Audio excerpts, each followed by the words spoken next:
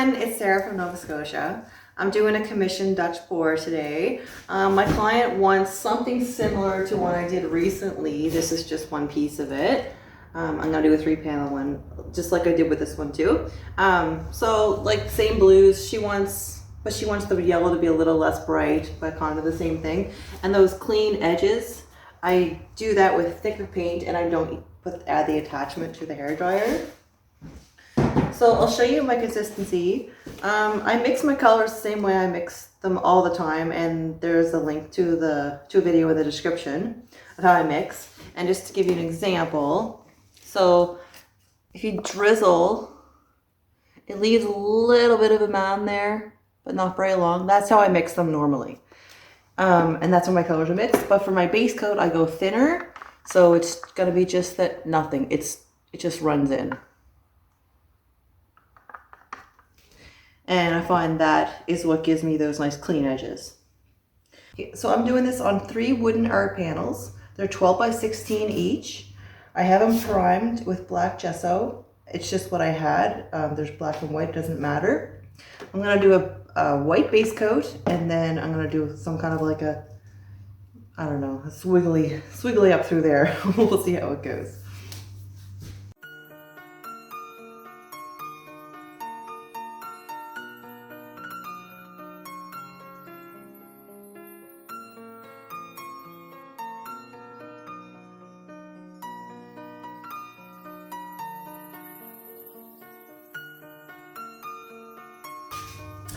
Now, one thing I do like to do before I start a multiple panel painting is number them on the back, and I forgot to do it on this because it doesn't, like 3 pieces doesn't seem like very many, but when you're trying to put a puzzle together, it's actually harder than you think.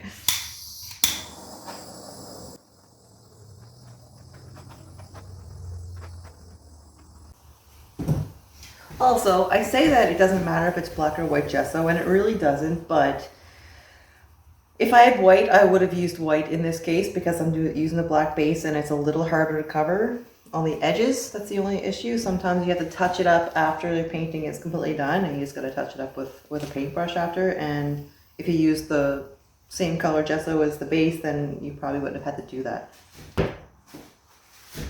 So I'm going to do like a dirty pour for this. I'm gonna do my yellow after because I don't want that to overmix with everything, and I'm gonna end up with only green and no yellow left. So I'm gonna put all the blues and the purple together in a cup like you would do for a dirty pour and pour it along.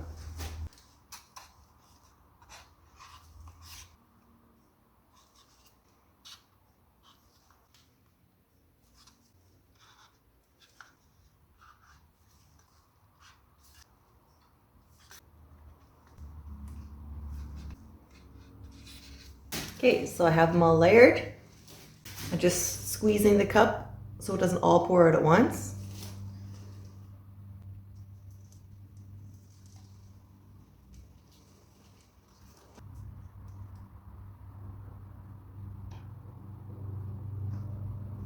And then I'm going to lay some white along the sides of that.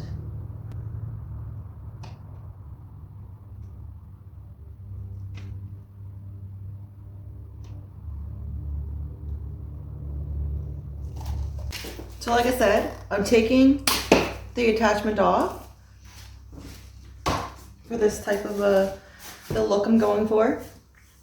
Now I'm going to very carefully, I just want the white to meet up to the colors completely. It's mostly there, but I'm just going to push it a little bit, and then I'm going to start blowing it out.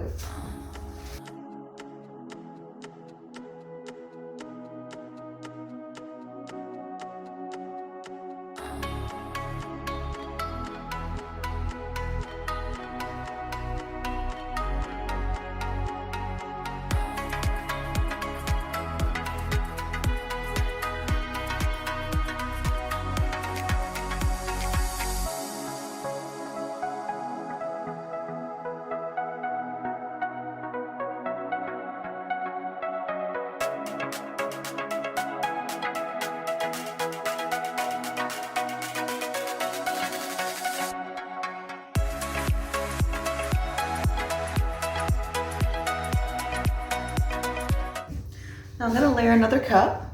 I'm gonna stay away from the Aqua Green this time because I have lots of green there. And once I add the yellow, it's gonna create more green when it mixes with the blue. So I'm just gonna use the purples and the blues. I'm gonna blow it a little more and see where I wanna go.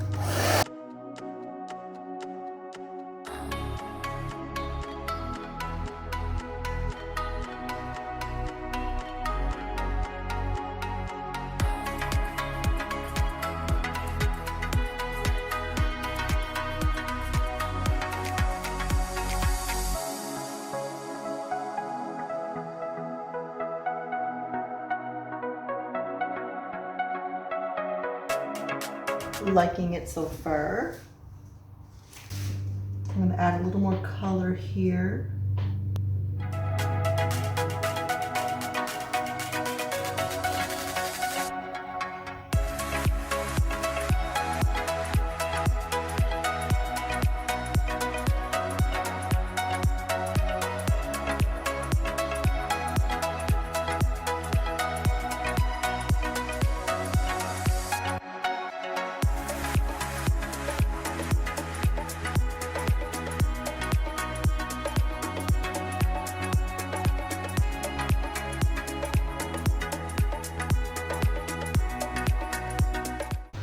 Okay, now I need to add, the yellow is the hardest part. You have to be so careful. So I'm just gonna add little bits throughout and stay away from the splotches of the extra purple I put in.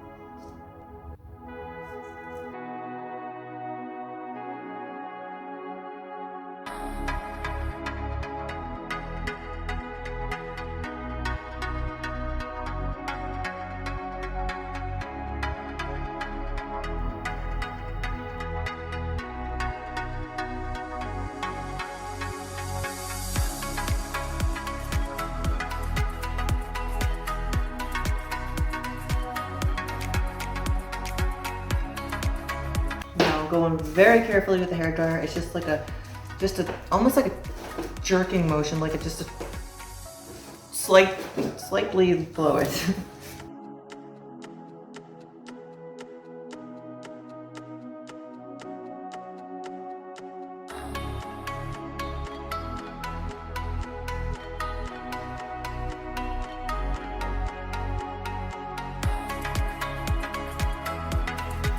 Some I like, some I don't, so I'm just gonna clean it up.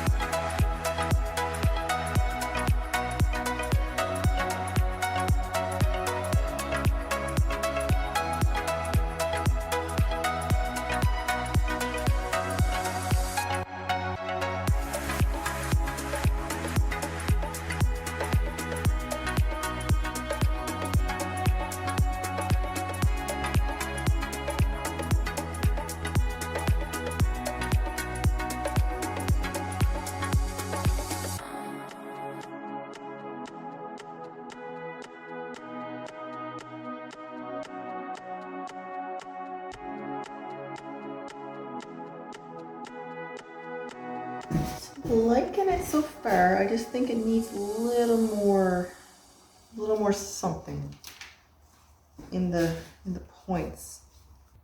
Just gonna add a little.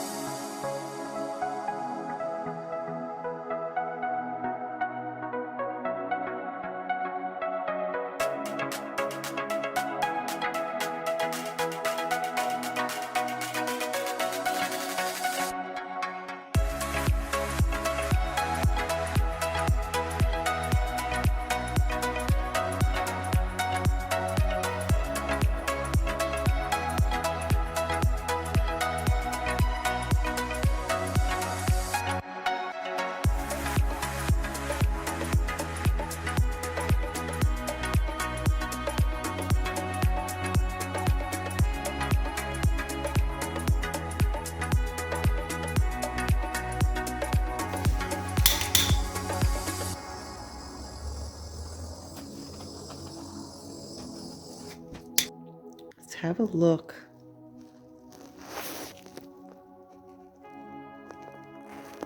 This looks amazing.